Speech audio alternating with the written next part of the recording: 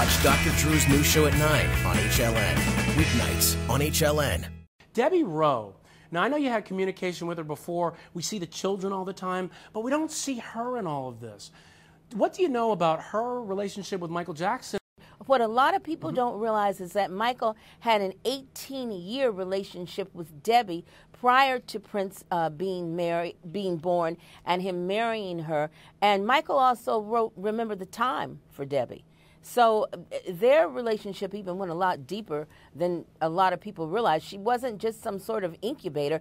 And she told me, you know, they had sex, and that's how those two children were conceived.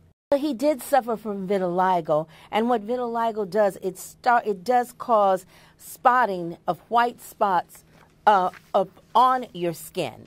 So he did not bleach his skin to get totally white, but he was able to use creams that would even his skin tone out so that he wouldn't just, you know, be turning the white color at a time and have the blotches all over his skin. He would eventually turn white like that anyway. Anyone who suffers from vitiligo does. But it wouldn't be a pretty process, you know, while it was going on. He began taking the pain medication because his scalp caught on fire. Then again, he suffered a severe back injury during performing when a stage dropped, so he needed the pain medication. So it wasn't something that was in his mind. And he was a severe insomniac.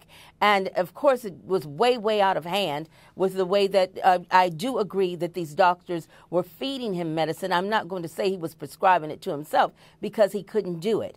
Has he always said that he was somewhat lonely? Yes, but I think a lot of entertainers feel that. But he was certainly loved by his family, and he did have friends.